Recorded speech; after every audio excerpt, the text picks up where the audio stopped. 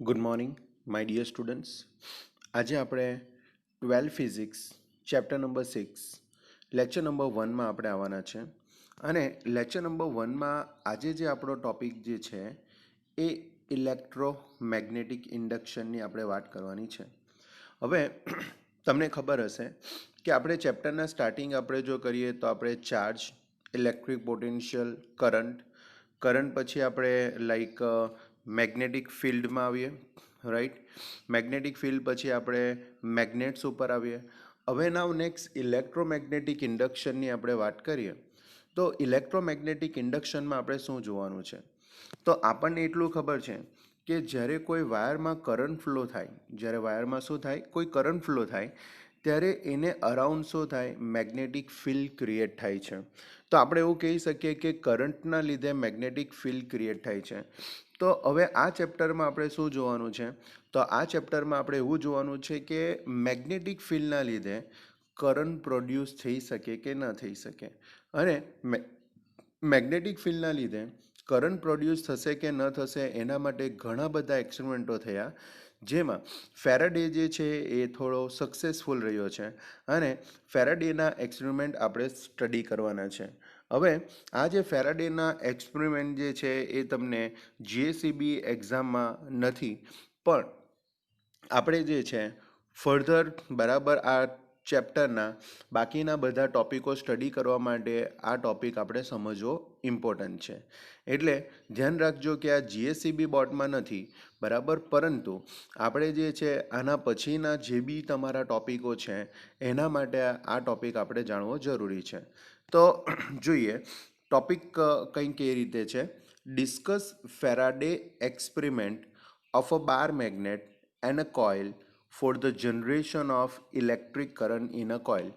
Discuss Faraday experiment of a bar magnet and a coil. એટલે experiment જે છે એ experiment કોના વચ્ચે છે, તો બાર મેગ્નેટ અને કોના વચ્ચે છે, કોઇલ વચ્ચે છે. For a generation of electric current in a coil, એટલે કે આપણે કોઇલમાંથી કરંટ ફ્લો કરીએ એના માટે છે. હવે જો તમે ફિગર જો તમે જોશો તો તમને ખબર પડી જાય કે આ નોર્થ અને સાઉથ જે ઇન્ડિકેટ કરેલું છે એ આપણો બાર મેગ્નેટ છે, રાઈટ. સેકન્ડ, આ જે તમારો સર્ક્યુલર જે લૂપ જે છે ને બરાબર, આ જે સર્ક્યુલર લૂપ જે છે આપણું કોઇલ છે, અને કોઇલ સાથે સેન્સિબલ ગેલ્વેનોમીટર જોઈન કરેલો છે કે જેના લીધે સપોઝ કોઇલમાં કરંટ ફ્લો થાય તો એના લીધે ગેલ્વેનોમીટર પર તમને શું મળે, ડિફ્લેક્શન મળે. હવે આપણે અહીંયા જોઈ શકીએ કે આ જે આપણો મેગ્નેટ છે એ મેગ્નેટને આપણે કોઇલની શું લાવીએ ખબર, નિયરેસ્ટ લાવવાની ટ્રાય કરીએ. હવે મેગ્નેટને જેવું કોઇલના નિયરેસ્ટ લાવવાની ટ્રાય કરીએ તેવું શું થશે, તો નોર્થ પોલમાંથી જે મેગ્નેટિક ફિલ્ડ લાઇન્સ નીકળશે ને, તો આ બધી મેગ્નેટિક ફિલ્ડ લાઇન્સ જે છે એ કોના સાથે મોર એન્ડ મોર અટેચ થશે, તો આપણે એવું કહી શકીએ કોઇલ સાથે મોર એન્ડ મોર અટેચ થશે. તો જેવું તમારું નોર્થ પોલ જે છે કોઇલના નિયરેસ્ટ આવશે એટલી મોર મેગ્નેટિક ફિલ્ડ લાઇન શું થશે, જોઈન્ટ થશે.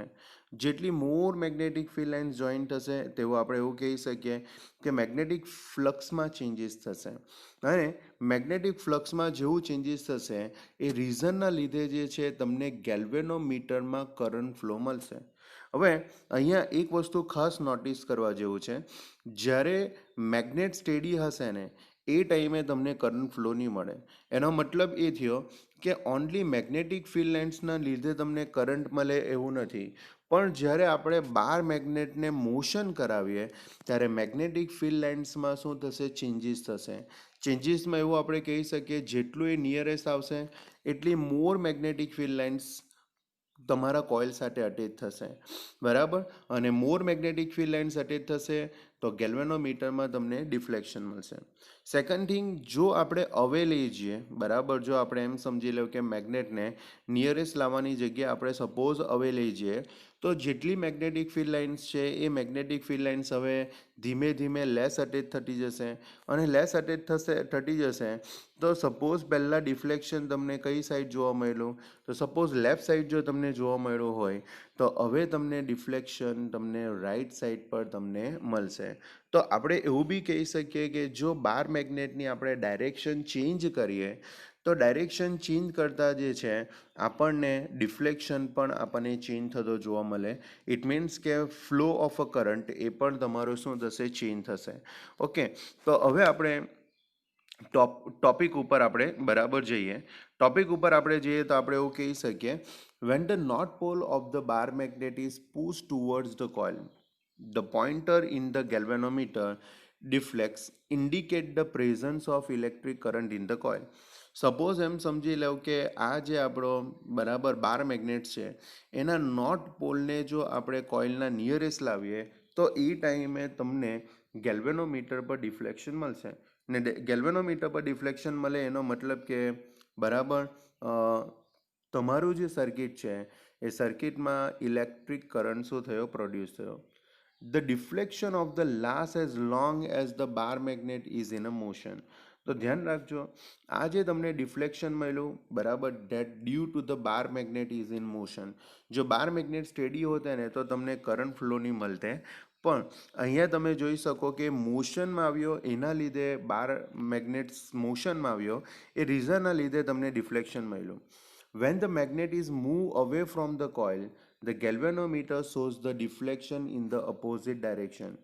જો તમે બાર મેગ્નેટ જે છે એને તમે કોઇલથી અવે લઈ જશો તો હવે જે તમને ડિફ્લેક્શન મળશે એ ડિફ્લેક્શન બરાબર જ્યારે તમે ટુવર્ડ્સ લઈ ગયેલા હતા એનો તમને અપોઝિટ મળશે, which indicates the reversal of the current's direction.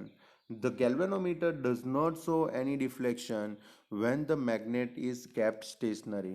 તો જરા ધ્યાન રાખજો, મેગ્નેટ જ્યારે સ્ટેશનરી હશે ને એ ટાઈમે તમને કોઈ કરંટ ફ્લો નહીં મળે. એનો મતલબ કે સ્ટેડી મેગ્નેટિક ફિલ્ડ લાઇન્સમાં, એટલે કે બરાબર જ્યારે મેગ્નેટિક ફિલ્ડ લાઇન શું હશે ખબર, તો ફિક્સ પાસ આઉટ થતી હશે ત્યારે તમને કોઈ બી ટાઈપનો ડિફ્લેક્શન મળશે નહીં. પણ જો તમે મેગ્નેટિક ફિલ્ડ લાઇન શું કરો, ઇન્ક્રીઝ કરો, અથવા તો મેગ્નેટિક ફિલ્ડ લાઇન્સ તમે શું કરો, ડિક્રીઝ કરો, તો એ ટાઈમે તમને કરંટ ફ્લો તમને મળશે. સો આ એક્સપેરિમેન્ટ પરથી આપણે એવું કહી શકીએ, the change in magnetic field lines produce electric current in the circuit, but the steady magnetic field lines does not produce a current.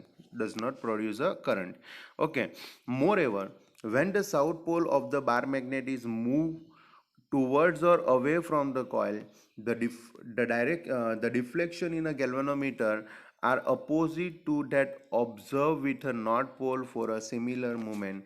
તો જરા ધ્યાન રાખજો, સપોઝ આપણે નોર્થ પોલની જગ્યાએ જો સાઉથ પોલ આપણે લઈ જઈએ તો અહીંયા જે તમારી કરંટ ફ્લો જે મળશે અથવા તો ડિફ્લેક્શન મળશે એ ડિફ્લેક્શન નોર્થ પોલથી એક્ઝેક્ટલી શું આવશે, તો અપોઝિટ આવશે.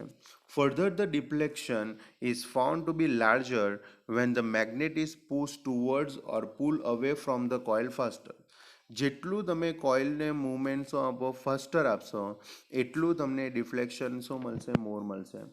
Instead, when the bar magnet is kept fixed, the coil C1 is moved towards or away from the magnet, the same deflection or same effects are observed.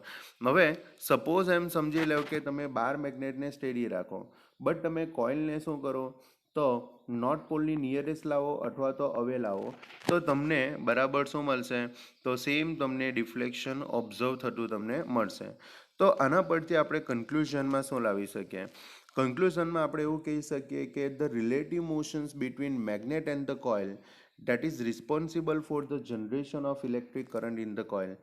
તમે બાર મેગ્નેટને motion કરાવો કે તમે કોઇલને motion કરાવો, બંનેમાંથી કોઈને બી તમે મોશન કરાવો તો એના લીધે જે છે ઇલેક્ટ્રિક કરંટ શું થશે, પ્રોડ્યુસ થશે.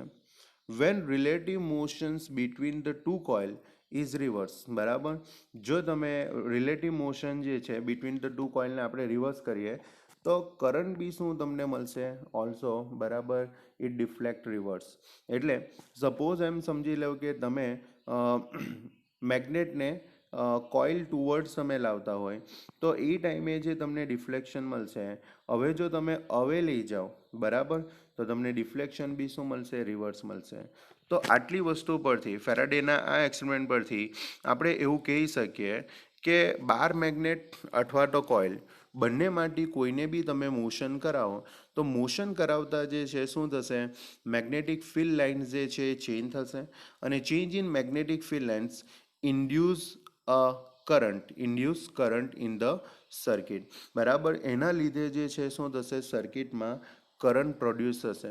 સેકન્ડ થિંગ, જો મેગ્નેટને તમે સ્ટેડી રાખો તો કોઈ કરંટ ફ્લો મળશે નહીં, પર બંને વચ્ચેના રિલેટિવ મોશન, બરાબર, બેમાંથી કોઈ એકને મોશન કરાવો અથવા તો બંનેને તમે મોશન કરાવો, એના લીધે તમને શું મળશે, તો એના લીધે તમને કરંટ પ્રોડ્યુસ થતો જોવા મળશે. અને થર્ડ થિંગ, જ્યારે તમે મેગ્નેટને નિયરેસ્ટ લાવશો અને સપોઝ તમે મેગ્નેટને ફાર અવે લઈ જાઓ તો તમને ડિફ્લેક્શન જે છે ડિફ્લેક્શન રિવર્સ મળશે.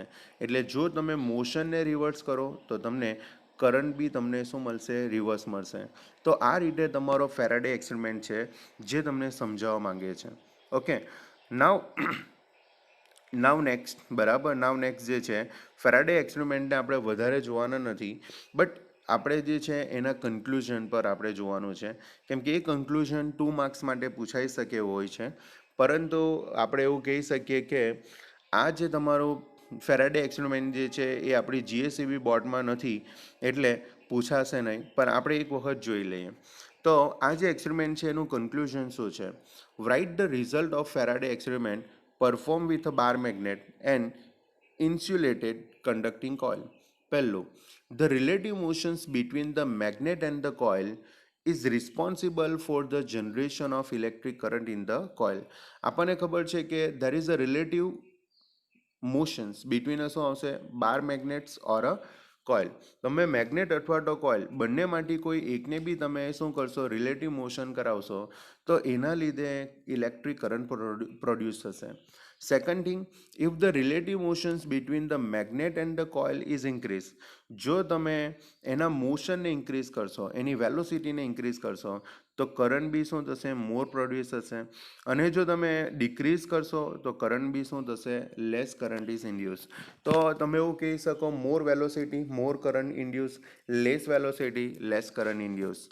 Third, the direction of induced current is reverse if the direction of relative motion is reverse. એટલે જો તમે રિલેટિવ મોશનને જો રિવર્સ કરશો તો કરંટ બી તમારો રિવર્સ પ્રોડ્યુસ થશે. Third thing, if the magnet and the coils are moving with the same speed in the same direction. હવે જો તમે સેમ સ્પીડથી જેટલું તમે બાર મેગ્નેટને મોશન કરાવો એટલું જ તમે કોઇલને મોશન કરાવશો ને પાછું સેમ ડાયરેક્શનમાં જો મોશન કરાવશો ને તો એની રિલેટિવ વેલોસિટી ઝીરો થઈ જશે. અને રિલેટિવ વેલોસિટી ઝીરો થાય તો no current is induce in the coil. તો અહીંયા રિલેટિવ મોશનના લીધે કરંટ પ્રોડ્યુસ થાય છે. જો રિલેટિવ મોશન જો ઝીરો હશે તો આપણે એવું કહી શકીએ કે no current is induce in the coil. And a third thing, when a magnetic flux linked with the closed circuit changes, then induced EMF and an induced current is produced. હવે એકચ્યુઅલમાં તમે relative motion કરાવો એના લીધે શું થાય, તો magnetic field lines changes થાય. Magnetic field lines changes થાય એટલે કે મેગ્નેટિક ફ્લક્સ જે છે એ શું થશે, ચેન્જીસ થશે. અને ચેન્જીસ થશે એના લીધે ઇન્ડ્યુસ EMF અથવા તો ઇન્ડ્યુસ કરંટ પ્રોડ્યુસ થશે.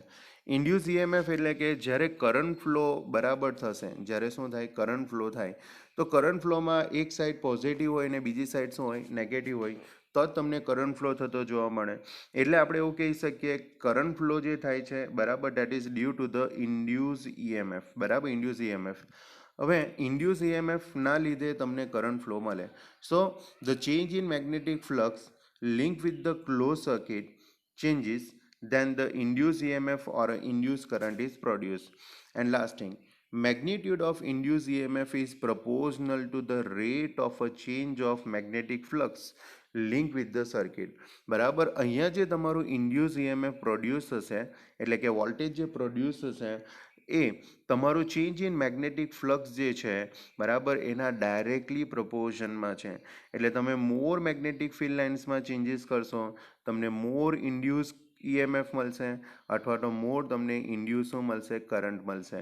સો induce current or induce EMF that is directly proportional to the changing in magnetic flux or a magnetic field lines.